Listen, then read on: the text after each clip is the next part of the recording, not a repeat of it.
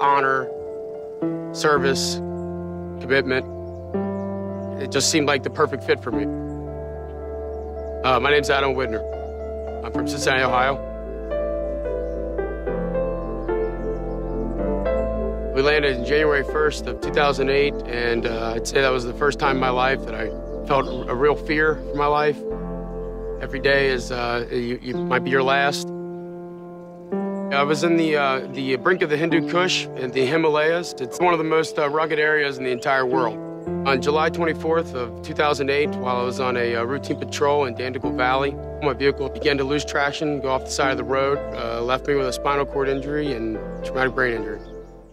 If I would have been in an MRAP versus one of the older military vehicles, I wouldn't have been injured. I wouldn't be in the physical condition that I'm in today. Having the MRAP available to you, it's a higher elevated mobile platform. You have an eyes-on advantage, and you have this intimidation factor that changes everything for the war.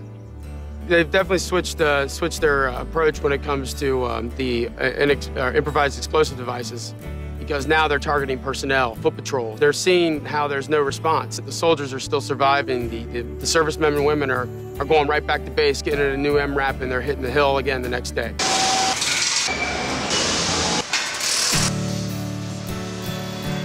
I was impressed, all from the bottom all the way to the top. I got to walk along the entire assembly line. I got to check out how each individual person is part of the team. It's all about getting that, the mission first, getting the vehicle out to service member of the civilian world. And at the end of the day, I mean, they're tough vehicles, so they got to be tough people. I just wanted to tell them I was thankful to have them out here and doing what they do. It represents the same kind of commitment and service that we have in the military. There's so much going on overseas that a lot of times the last thing you really want to be worrying about is vehicle maintenance and the security and the safety of your vehicle. So it's nice to know there's somebody back home who's already tackling that commitment for us. These vehicles are so tactically built, and they're safe, and they're concrete on wheels. If you have to be in the worst place in the world, that's the vehicle you want. Having the high ground is the war. It's such a massive vehicle, it sets you apart from any other military service member, and it does what it's supposed to do, believe me. You should see that thing in full battle rattle. If the Workstar is built on the same line as the MRAP, it's got to be a pretty tough vehicle.